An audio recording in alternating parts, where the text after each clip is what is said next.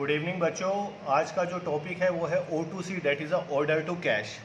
और जो हम ऑलरेडी क्लास में कर चुके हैं वही सारी एक्टिविटी अब हम यहाँ पे परफॉर्म करेंगे। और क्योंकि इसमें काफ़ी सारी हायरिंग भी निकली हुई है स्पेशली एसेंचर में, तो आपको इससे एक आइडिया मिल जाएगा। हम दो वीडियोस बनाएंगे इसके, दोनों पार्ट की, एक सेल्स की और दूसरा कैश एप्लीकेशन की। तो अगर मैं O2C की बात करूँ, O2C का मतलब होता है ऑर्डर टू कैश। ये बिल्कुल अपोजिट होता है जैसे P2P होती है। P2P में होता है हमारा प्रोक्योर टू पे। प्रोक्योर यानी कि पहले हमने खरीदा और उसके बाद हमने पेमेंट कर दी। सेम इसी तरीके से O2C में होता है ऑर्डर टू कैश, यानी कि पहले हमारे पास ऑर्डर, सेल ऑर्डर आया, हमने सेल करी कस्टमर को, उसके बाद हमारे यहाँ से पैसा आया। तो अगर मैं इसके पार्ट बात करूँ तो दो पार्ट होते हैं, एक होता है सेल पार्ट और एक होता है कैश एप्लीकेशन। और सिंपल अगर आपको बताऊँ तो ये होता है रिसीवेबल पार्ट, और ये वो वाला पार्ट होता है जो हमारे पास कस्टमर की पेमेंट आती है। जैसे वहाँ पे पेबल और पेमेंट था, यहाँ पे रिसीवेबल और रिसीव्ड है। तो फर्स्ट AR के अंदर यानी कि O2C के अंदर ये दोनों ही पार्ट हमने सीखने हैं, लेकिन आज हमारा जो फोकस रहेगा वो रहेगा कैश एप्लीकेशन पे। अब ये कैश एप्लीकेशन क्या होती है? ये कैश एप्लीकेशन के अंदर आप लोग करते क्यों? कैश एप्लीकेशन के अंदर हम बैंक से स्टेटमेंट को डाउनलोड करते हैं। फॉर एग्जाम्पल मैंने बैंक के अंदर लॉग इन कर दिया, कोई भी बैंक था, फॉर एग्जाम्पल मैंने बैंक के अंदर लॉग इन करके दिखाता हूँ आपको। लॉग इन किया, ये देखो मैंने बैंक से लॉगिन करके स्टेटमेंट निकाल ली। ये वाली मैंने, यानी कि बैंक के पोर्टल पे गया हूँगा, पोर्टल पे जाके वहाँ पे लॉगिन, मैंने यूज़र नेम ID डाला होगा, पासवर्ड डाला होगा, बैंक स्टेटमेंट में गया और आज की बैंक की मैंने स्टेटमेंट निकाल ली। ये वो ट्रांजैक्शन है जो मेरे बैंक में आई हुई है। ठीक है, अब इस पैसे को हमने क्या करना है? एलोकेट करना है। यानी कि ये वो पैसा जो आप देख रहे हो, ये कस्टमर के नाम आ रहे हैं DGC दिल्ली गोल्फ हाउस के नाम पे, और ये जो पैसा आया हुआ है इसे मैंने बुक्स में लेना है। और ये बुक्स में कैसे लेना है वही आज हमने यहाँ पे सीखना है। यानी कि जो पैसा हमारे पास आता है, कैश एप्लीकेशन का मतलब क्या है? हमारे पास हमने बैंक स्टेटमेंट से स्टेटमेंट निकाल ली जो इस तरीके से आपको दिखाई दे रही है। अब हमने क्या करना है? एलोकेट करना है पैसे को। अब एलोकेशन करना है, यानी कि जो पैसा आना है हमने उसे एलोकेट करना है, जिसमें हमारी एंट्री बनती है bank account debit to customer account. अब इस एलोकेशन के अंदर भी तीन सिनेरियो हो सकते हैं। पहला वन सिनेरियो, जो हमारे पास पेमेंट आई है वो हमारे रेमिटेंस से मैच होनी चाहिए। अब रेमिटेंस क्या होती है? ये रेमिटेंस वो एडवाइस होती है जो कस्टमर हमारे पास भेजता है कि मैंने आपको इतनी पेमेंट करी और इसके इनवॉइस के अगेंस्ट में करी है। तो हमारी एक तो रेमिटेंस से मैच होनी चाहिए। अगर हमारे पास पैसा आ गया और हमारे पास रेमिटेंस नहीं है, यानी कि नो रेमिटेंस, तो उस केस में हमने क्या करना पड़ेगा? कस्टमर को अप्रोच करना पड़ेगा, approach to customer and ask him to share the remittance. तीसरा केस, हमारे पास पैसा तो आ गया, हमारे पास इनवॉइसेस दो थी जो हमने सेल करी थी और हमने गलत एप्लीकेशन कर दिया, that is a wrong application. तीसरा केस ये हो सकता है। ठीक है, और अगर मैं बात करूं कस्टमर की, तो कस्टमर हमें कैसे पेमेंट कर सकता है? या तो कस्टमर हमें करेगा इनवॉइस वाइज पेमेंट, यानी कि जितने की इनवॉइस है उसकी पेमेंट कर देगा, या हो सकता है वो 2 या 3 की इकट्ठी पेमेंट कर दे, that is a bulk payment. यानी कि 2 इनवॉइसेस ओपन थे, उसने इकट्ठी हमें पेमेंट कर दी। और कौन सी पेमेंट कर सकता है वो? Part payment. क्लियर है? एक चीज मैं आपको बताना भूल गया, जब हमारे पास पैसा आ जाता है, जो हम इस सिनेरियो को ही लेके चलेंगे, जब हमारे पास पैसा आ जाता है और वो अप्लाई हो जाता है, that is a applied credit. अभी दिखाऊंगा सारा कुछ आपको, that is a applied credit. ठीक है, जब हमारे पास पैसा आ गया और वो अप्लाई नहीं हुआ क्योंकि हमारे पास रेमिटेंस नहीं थी, दैट इज अ अनअप्लाइड क्रेडिट। और तीसरा हमारे पास रॉन्ग एलोकेशन है जिसे हमें ठीक करके करना होगा। तो स्टेप बाय स्टेप चलते हैं। मैं अपनी बैंक स्टेटमेंट पे आ गया और मैंने जो पहला टी कोड करना है वो है F-28 पेमेंट के लिए। तो मैं F-28 पे गया, ये मैं F-28 पे आ गया। क्लियर है? ये मैं F-28 पे आ गया और मैंने अपनी बैंक की स्टेटमेंट निकाल ली। ये तो मेरे पास देखो पहला जो आया हुआ है वो बैंक चार्जेस है। तो बैंक चार्जेस में तो पैसा हमारा डेबिट होता है, इसे अभी हम थोड़ा बड़ा कर लेते हैं ताकि दिखाई दे आपको।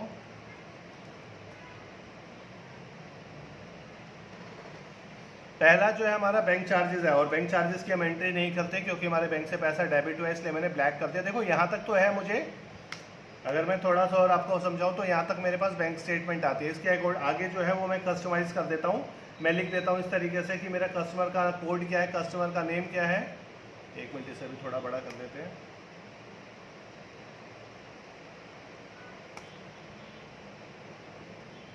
कस्टमर का कोड क्या है, ये डेट आ गई,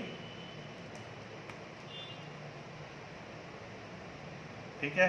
तो पहला बैंक चार्जेस था, इसलिए मैंने ब्लैक कर दिया क्योंकि मैंने एंट्री नहीं करनी। अब दूसरा देखो, मेरे पास दिल्ली गोल्फ से पैसा आया है। कितना पैसा आया है? 777 इसे मैंने बुक्स में लेना है। कितना? 777। चलते हैं हम, आज की डेट में आया, आज की डेट डाल देते हैं। डायरेक्ट ट्रांसफर यानी कि NEFT हुई है, रिसीव फ्रॉम दिल्ली गोल्फ, यानी बैंक को डेबिट किया। ये मेरी बैंक की एंट्री है, स्टार HDFC स्टार 1 आ गया। कितना पेमेंट आई है बैंक में? 7776 sorry, again receive from Delhi golf, और यहाँ पे हम क्या करेंगे, यहाँ पे हम स्टार दिल्ली गोल्फ एंटर, ठीक है।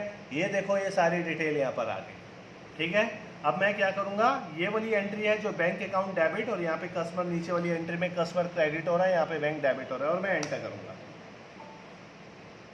जैसे मैंने एंटर किया, ये जो आप यहाँ पर देख रहे हो अमाउंट एंटर्ड, ये वो वैल्यू है जो मेरे बैंक में आई थी, जो मैंने पिछली स्क्रीन में डाली थी, ये वाली एंट्री, ये यहाँ पे आ रही है अमाउंट एंटर्ड में।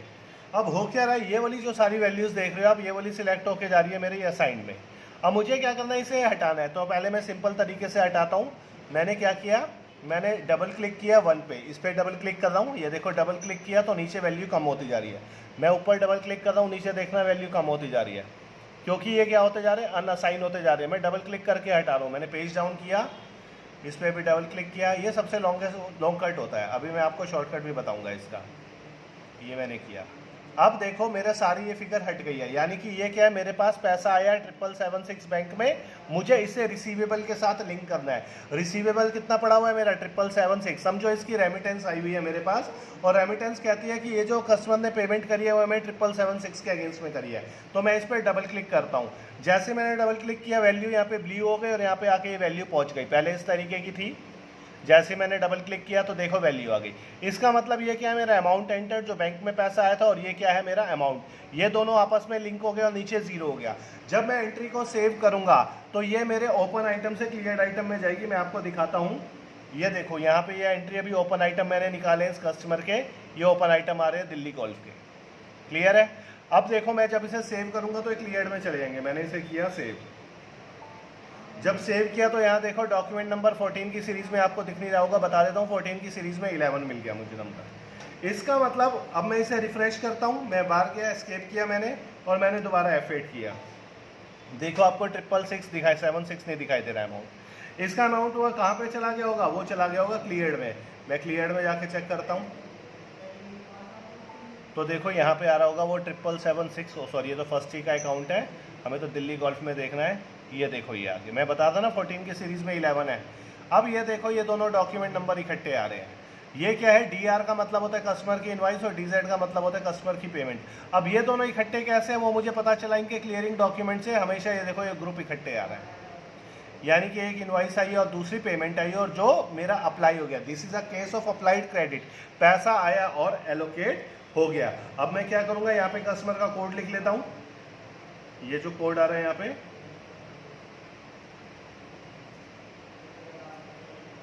ये कोड मैंने लिख दिया यहाँ पे मैंने लिख दिया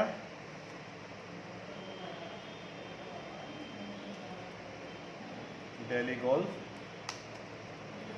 ये मैंने नाम लिख दिया, दिल्ली गोल्फ है।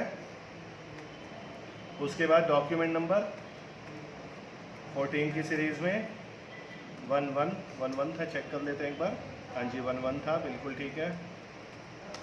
कब आई एंट्री? आ जाइए तो 12 सितंबर 2020, और यहाँ पे रिमार्क्स अप्लाइड क्रेडिट, यानी कि क्रेडिट क्या हो गया मेरा, अप्लाई हो गया है। यही है, आपने प्रैक्टिस करनी है। क्लियर है? ये मेरा 777 का केस है कि मुझे पता लग गया ये मेरी रेमिटेंस के अकॉर्डिंग था। सेकंड पेमेंट देखो हमारे पास आई है 149999 की, इसको भी मैं लेता हूँ अपनी बुक्स में। 14499, यही सारी डिटेल डाली, एंटर किया। अब देखो जो 1444 ये जो आई है 144499 की पेमेंट आई है, अगेन यहाँ पे आ गई और ये सारी वैल्यू यहाँ नीचे पहुँच गई। अब मैं आपको सिखाता हूँ मैंने शॉर्टकट से कैसे हटाना होता है। मैंने देखो सबसे पहले वाली एंट्री पे एक बार क्लिक किया तो मेरा कर्सर यहाँ पे ब्लिंक होके आ गया। उसके बाद मुझे जाना है यहाँ पे, ये जो आपको दिखाई दे रहे हैं ब्लॉक, सिलेक्ट ब्लॉक को किया, पूरी लाइन देखो ब्लू हो गई। अब मैं सबसे नीचे जाऊँगा पेज डाउन करके, सबसे नीचे वाली वैल्यू कितनी है 38312, इस पर आया मैं और इसको भी मैंने क्या कर दिया, ब्लॉक कर दिया, इस पर क्लिक कर दिया तो देखो पूरे बीच के भी सारे ब्लू हो गए। अब मुझे इन सबको हटाना है तो यहाँ पे क्लिक करना होगा, डेट इज़ अ डीएक्टिवेट। मैंने इन्हें डीएक्टिवेट किया तो देखो सारे ब्लू हो गए और नीचे यहाँ पे आके सारे ज़ीरो हो गए। दोबारा बताता हूँ, अगर मुझे सबको इसी तरीके से एक्टिवेट करना हो, कुछ नहीं, सबसे पहले मैं ऊपर वाले सेल पे गया, हल्का सा कर्सर एक बार क्लिक किया, ब्लॉक पे आया, ये मेरा ब्लॉक था। सेम इसी तरीके से सबसे लास्ट पे गया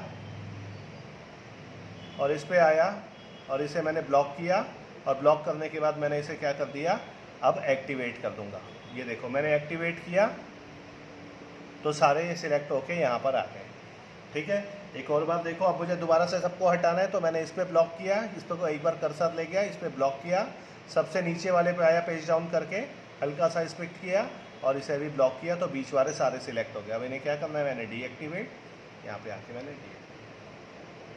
क्लियर है। अब मैं ये मान लेता हूँ मेरी जो पेमेंट आई है वो 2 इनवॉइसेस के लिए आई है, मेरे पास पेमेंट रेमिटेंस है, मैं ये मानता हूँ। और वो 2 इनवॉइसेस कौन कौन सी है, एक तो ये वाली है और एक ये वाली है 5487। मैंने डबल क्लिक किया 9012 पे और 5487 पे। अब मैं क्या करूँगा, इसे सेव करूँगा। अब ये भी मेरा कौन सा केस है, अप्लाइड क्रेडिट का, मुझे डॉक्यूमेंट नंबर मिल गया 12, यानी कि इस हिसाब से मैं इस पर गया। मैं दोबारा क्लियर्ड आइटम चेक करता हूँ डेली गोल्फ के, पहले फर्स्ट ये आ गया, डेली गोल्फ पे आया तो ये देखो यहाँ पे आपको वैल्यू दिखाई दे रही है 144499 और ये दोनों, इन दोनों की इनवाइसेस के अगेंस्ट में आई है। मुझे कैसे पता चला, मुझे पता चला इनके क्लियर डॉक्यूमेंट में तीनों में देखो 12 आ रहा है, ये देख रहे हो तीनों में 12 आ रहा है। तो इसका मतलब ये क्या हो गया, ये जो दोनों इनवाइसेस मेरे पास आ रही हैं इसके अगेंस्ट में ये पेमेंट आई है। क्लियर है, ये मेरा अप्लाइड क्रेडिट है जो मैंने आपको यहाँ पे समझाया था कि जब हमारे पास पेमेंट आती है और मेरे सिस्टम में अप्लाई हो जाती है, date is a applied credit. पैसा आया और मेरे सिस्टम में अप्लाई हो गया। अब हम देखते हैं कि अनअप्लाइड क्रेडिट क्या होता है, ये वाला पार्ट। तो चलते हैं अगली पेमेंट के लिए और इसका मैं डॉक्यूमेंट नंबर भी अपडेट कर देता हूँ, यहाँ पे 12 नंबर है, ये मेरा अप्लाइड क्रेडिट है। अब मेरे पास पेमेंट आई है 8707030 की। मैं गया यहाँ पे, सेम सारा कुछ 87030 एंटर। अब देखो ये सारी लिस्ट मेरे पास आ गई, ये मेरा बैंक अकाउंट जो था वो आ गया, ये सारे ऊपर से आ गया। मैं इन्हें हटा देता हूँ एक ही बारी में, जो अभी आपको मैंने बताया था। ब्लॉक पे गया, सबसे लास्ट के ब्लॉक पे गया और सबको डीएक्टिवेट कर दिया, यहाँ 0 किया। अब एक बात समझना, देखो यहाँ पे 87030 दो है, एक ये री ट्रांजैक्शन एक उसके नीचे है। अब मुझे यहाँ पे कंफ्यूजन है, मैं किसके साथ इस फंड को अप्लाई करूँ, कंफ्यूजन है। अब मैंने पेमेंट रेमिटेंस चेक करी, मेरे पास पेमेंट रेमिटेंस भी नहीं है, क्या करूं। अब मैं क्या करता हूं, सारे अमाउंट को डालता हूं डिफरेंशियल पोस्टिंग में। अगेन बता रहा हूं, मेरे पास पेमेंट रेमिटेंस नहीं है, रेमिटेंस मेरे पास कस्टमर से आती है। मैंने कस्टमर का मेल बॉक्स अपना ओपन करके देखा तो मेरे पास उसने कोई भी अटैचमेंट नहीं भेजी थी जिसमें लिखा हो ये वाली जो है फर्स्ट वाले इनवाइस के अगेंस्ट में या सेकेंड वाले के। तो मुझे इसके लिए कस्टमर को कॉल या मेल लिखना होगा। तो मैंने क्या किया, उस जब लेकिन पेमेंट तो लेनी है बुक्स में, मैंने डबल क्लिक किया यहाँ पे। जैसे ही मैंने डबल क्लिक किया देखो वैल्यू खुद ऑटोमेटिकली आ गई, मैंने टाइप नहीं करी, डबल क्लिक किया। अब मैं इसको सेव करता हूँ। क्या ये मेरा फंड अप्लाई हुआ? नहीं। अप्लाई होता तो ये वाली जो था इनवाइस कोई भी एक मेरा यहाँ पे आ जाता और ये 0 हो जाता। अभी जो मेरे पास पैसा आया मैंने उसे अनअप्लाई कर दिया। मुझे समझ नहीं आ रहा वो किन 2 इनवाइसेस के अगेंस्ट है, इस वाले के अगेंस्ट में या इस वाले में, और मैं सेव करता हूँ। जैसे ही मैंने सेव किया मुझे एक और डॉक्यूमेंट नंबर मिला 14 की सीरीज़ में 13, जिसे मैं यहाँ पे अपडेट करता हूँ और यहाँ लिख देता हूँ ऑन अकाउंट। ऑन अकाउंट का मतलब ये होता है कि पैसा तो हमारे पास आ गया लेकिन अप्लाई नहीं हुआ। और अगर मैं आपको अब ओपन आइटम दिखाता हूँ तो देखो ये मुझे ओपन आइटम में दिखाई भी देगी एंट्री। मैं ओपन आइटम पे जाता हूँ और ये देखो आपको ये वाली पेमेंट एक दिखाई दे रही होगी DZ की। ये वही पेमेंट है जो अभी मेरे पास आई है, ये वो मेरा अनअप्लाइड फंड है।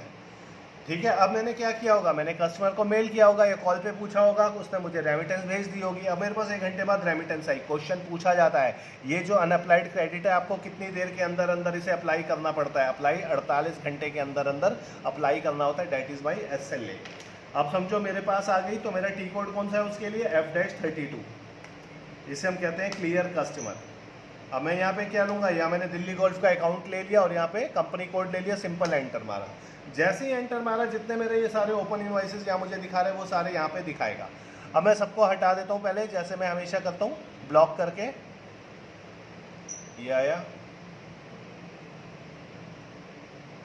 ये आया और इसे मैंने डीएक्टिवेट कर दिया। सब हट गए, सब जीरो हो गए यहाँ पे। अब मुझे क्या करना है, फंड को अप्लाई यानी कि एक तो ये वाली पेमेंट थी और मेरी रेमिटेंस वाले ने कहा था उसको इसके साथ लिंक कर दो, ये मैंने कर दिया। डेट इज़ माई एप्लीकेशन, मेरे पास कोई फ्रेश नहीं आई एंट्री, ये वो पैसा आया है जो मैं क्लियर कर रहा हूँ, इसे मैंने सेव कर दिया। और मुझे डॉक्यूमेंट नंबर मिला है 1 की सीरीज़ में 11, जिसे मैं यहाँ पे अपडेट कर दूंगा। मुझे 110 की सीरीज़ में 11 नंबर मिला है और अब ये मेरा क्या हो गया, अप्लाइड क्रेडिट। अब मैं अगर आपको FBL 5N दिखाता हूँ क्लियर्ड आइटम में जाके, ये यहाँ से हट गया होगा और यहाँ पे आ गया होगा। देखो ये सॉरी, ये तो फर्स्ट ही है, यहाँ पे गए थोड़ा सा नीचे, ये आ गया। ये रहा, ये भी नहीं है, ये रहा 87 वाला। अब मुझे कैसे पता चला ये F-32 से क्लियर हुआ है? क्योंकि अगर आप इनका डॉक्यूमेंट देखोगे, पहले हर किसी को 14 की सीरीज़ मिल रही है, क्योंकि F-28 से ही काम हो रहा है। और इसमें सीरीज़ कौन सी मिली है? 10 की। That is my clear account, जो मैंने अनअप्लाइड क्रेडिट को अप्लाई किया है, जो हमारा ये वाला सिनेरियो है जो हम अभी देख रहे थे, ये वाला। यानी कि पैसा आया, पहला इनवॉइस वाइज था, रेमिटेंस थी हमारे पास, ये वाला पहला पॉइंट। सेकंड पॉइंट, रेमिटेंस थी, उसने 2 के अगेंस्ट में दे दिया। तीसरा, हमारे पास पैसा तो था लेकिन अप्लाई नहीं हुआ, यानी कि ये वाला केस। और चौथा केस क्या होता है हमारा, रॉन्ग एप्लीकेशन का, यानी कि यहाँ तक तो मेरा हो चुकी है सारी पेमेंट। अब अगली पेमेंट देखो, मेरे पास 38312 की आई। ये थोड़ा समझना केस को, ये बहुत ही क्रिटिकल केस है। मेरे पास पेमेंट आई है 38312 की, तो मैंने क्या किया होगा, सॉरी मैं गया हूँ F-28 में,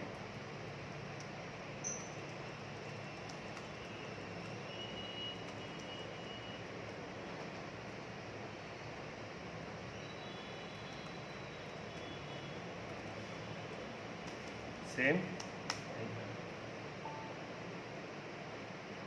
देखो अब यहाँ भी एक कन्फ्यूज़न है, ठीक है, मैंने वही सबको हटाया, एक एक करके हटा रहा हूँ इस बार।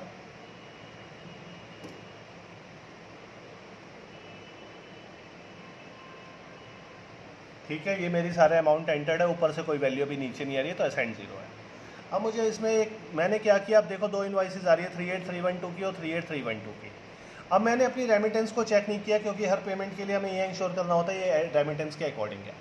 ठीक है, मैंने जल्दबाजी में क्या काम कर दिया, मैंने फटाफट इस पर क्लिक कर दिया 38312 पे। अब इस पर क्लिक किया, जबकि रेमिटेंस के अकॉर्डिंग इस पर होना चाहिए था, तो ये मेरी रॉन्ग एप्लीकेशन हो रही है और मैंने एंट्री को फटाफट सेव कर दिया। यानी कि 14 की सीरीज़ में मुझे यहाँ पे एक और नंबर मिल गया।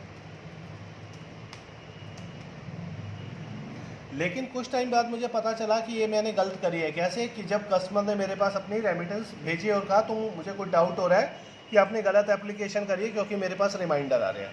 तो मैंने चेक किया, मैंने कहा अरे यार ये तो मैंने गलत कर दी। तो अगर मैं जाऊँ इसी एंट्री पे, कौन सा नंबर था ये, 14,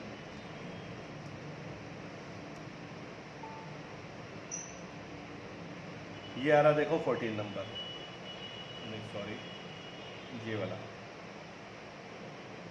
दोनों के लास्ट में ये दोनों है ना, ये मैंने गलत कर दिया।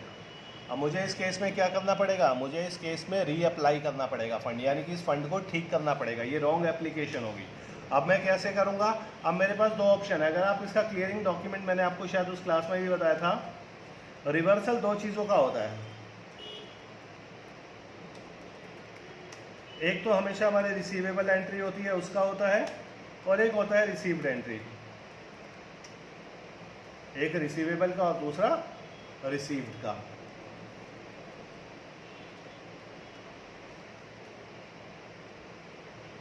अगर रिसीवेबल को हमें रिवर्स करना है तो FB08 से होता है, और जबकि ये वाली एंट्री होती है हमारी FBRA से।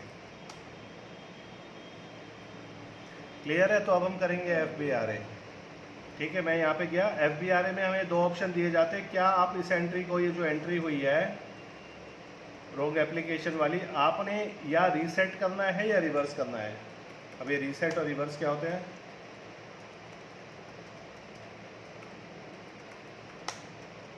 रीसेट का मतलब होता है, देखो अगर मैं यहाँ से ये वाली चेन इनकी तोड़ दूँ तो ये दोनों एंट्री क्या हो जाएंगी, ओपन हो जाएंगी। पहले हम रीसेट का ही केस देखते हैं। मैंने इस वाली को कॉपी किया और FBRA किया, आइटम पे क्लिक किया चेक करने के लिए कि वही एंट्री है या नहीं है, और उसके बाद एस्केप किया और F8 किया। मैंने कहा ओनली रीसेट हो जाए, तो नीचे लिखा हुआ आ गया जो आपको दिखाई नहीं दे रहा होगा, क्लियरिंग रीसेट हो गई है। रीसेट का मतलब है ये वाला जो डॉक्यूमेंट नंबर आप देख रहे हो अभी ओपन हो जाएगा। क्यों? ये जो क्लियरिंग डॉक्यूमेंट था, ये दोनों की चेन टूट गई है, दोनों ओपन में चले गए हैं। तो मैं देखो रिफ्रेश करता हूँ तो 14 की सीरीज़ का डॉक्यूमेंट जो है वो यहाँ से चला गया। और ये कहाँ पे दिखाई दे रहा होगा मुझे? ये मुझे दिखाई दे रहा होगा, मैं एस्केप करके आ गया, F8 किया तो देखो ये दिखाई दे रहा मुझे, ये दोनों डॉक्यूमेंट। अब मुझे करना क्या है, इसका करेक्ट एलोकेशन करना है, यानी कि ये वाली जो पेमेंट थी मुझे, वो मेरी ये वाली पेमेंट मैंने लेनी किसके साथ है, इस वाले अमाउंट के साथ। अब मैं दोबारा से क्या करूँगा, F-32 करूँगा, बस एंट्री को क्लियर कर दूँगा।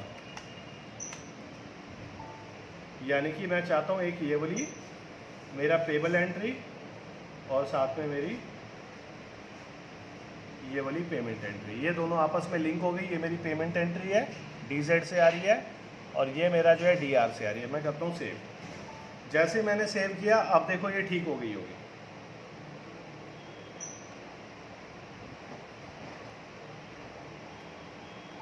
अब ये मेरा एलोकेशन जो था वो ठीक हो गया, और मैंने इसे F-32 से किया, इसलिए ये डॉक्यूमेंट आया यहाँ पे। क्लियर है? अब जो रिवर्सल वाला है वो मैं आपको इस क्लास में नहीं समझा रहा, नहीं तो आपको कन्फ्यूज़न हो जाएगी।